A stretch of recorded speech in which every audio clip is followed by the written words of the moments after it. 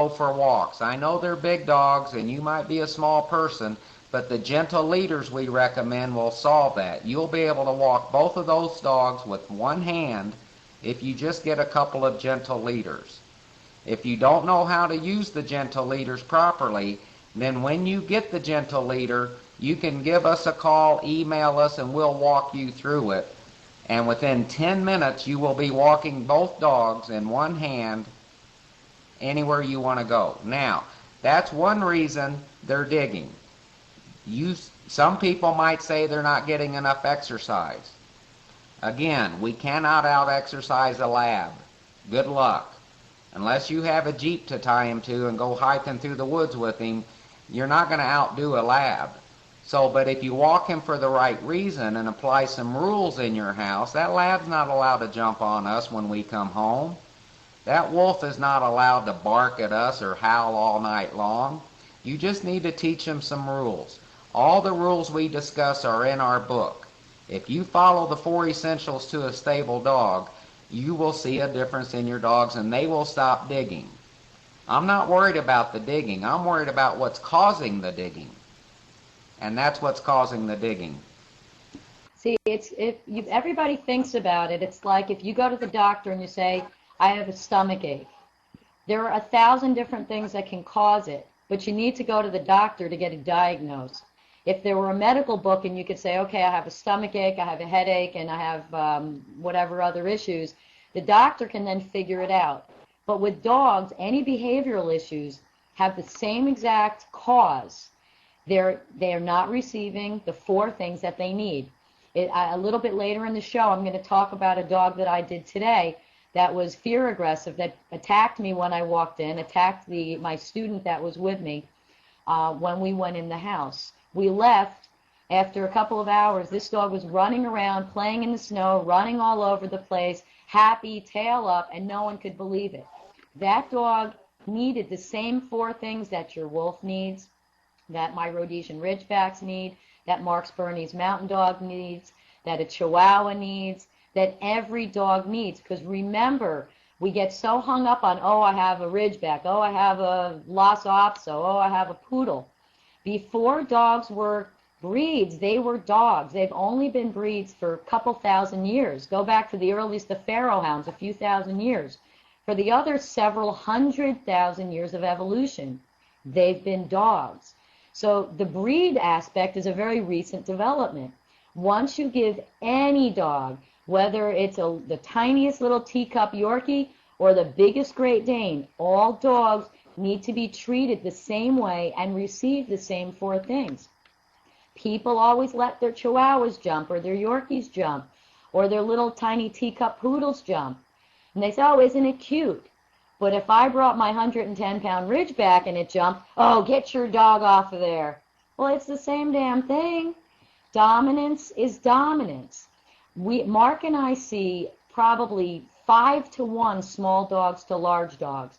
If you have a 100-pound dog, you're going to get help as soon as your dog jumps on Great Aunt Hilda and knocks her down the stairs. But if you have a 5-pound dog, oh, look how cute, he wants me to pick him up. So just for this hour every Sunday night, please think of your dog just as a dog. He's not a breed. He doesn't have a name. He's just a dog that needs you to be a leader, to take him for the proper walk, to set the rules for him, like kids need rules. We all need rules, or we'd run stop signs and red lights and get killed. Rules are necessary, and good nutrition. So those 4 things for any issue, if you provide those 4 things, you're going to have a stable dog. You're going to love having a dog. People ask us all the time, how can you have 8 dogs? You know why I can have 8 dogs? Because my 8 dogs are less work than my average client's 1 dog. And when your dog fits into your life instead of you fitting into his, it's awesome. I come home, I don't get jumped on, I don't get mauled at the door, they don't run out the door. So we want to help everyone. Please help us. And if you have questions, let us know. You can also email me or Mark. Our email addresses are on the website. But it's just very important for us to treat dogs like dogs, and that's not a bad thing. Dogs need 4 things that humans don't give them. We're not telling you to take things away. We're adding 4 things for you. They're things you're going to probably be doing anyway. Just going to teach you how to do them right. Okay, next question up, I believe, is Anna. Anna, you're up again. Thanks very much. You were talking about nutrition. I have a problem with with the younger dog, the 1-year-old, who very frequently goes off the food that we feed her. We do try to vary the food, but she really goes off it. We actually didn't realise until we realised that the older dog was getting fatter, and the younger dog was getting thinner because the older one was eating her food. And what we've tried to do is to vary the food. We've cooked chicken, boiled chicken, and rice. What else would you suggest as could be, could solve this problem of this pickiness with food? Okay, part of the problem is it sounds like you're not there supervising. You don't have to stand over the dogs, but now take it from me. I've got 8 dogs. Believe me, my Dakota is the slowest eating dog on the face of the earth. But when he's done eating, he walks away. If there's food in the bowl, I don't let my other dogs take his food. I will then take it and divvy it up if I choose and give it to them. Because your one dog is fearful a bit that, uh-oh, he's going to come eat my food. He's getting nervous and he's not allowed to eat his food. Now, you can solve it in a few ways.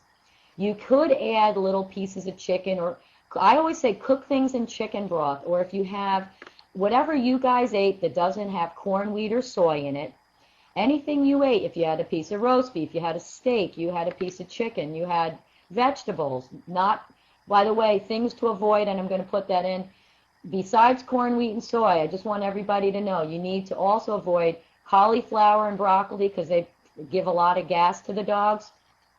You also need to avoid macadamia nuts, which nobody knows about, but that can cause temporary paralysis.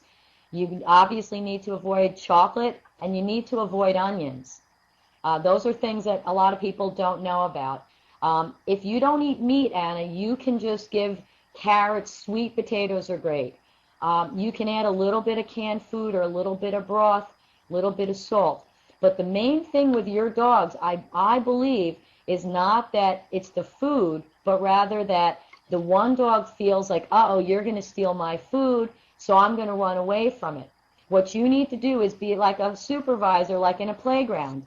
You're just going to stand over the 2 dogs between them, and if your one dog decides, I'm going to go steal your food, you're going to claim the food, which you can learn from in our book.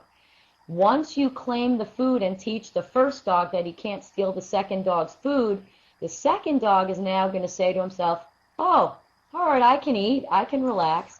But when they walk away from the bowl, if there's food left, you must pick it up. The only one in the wild who's allowed to eat whenever he wants, the pack leader.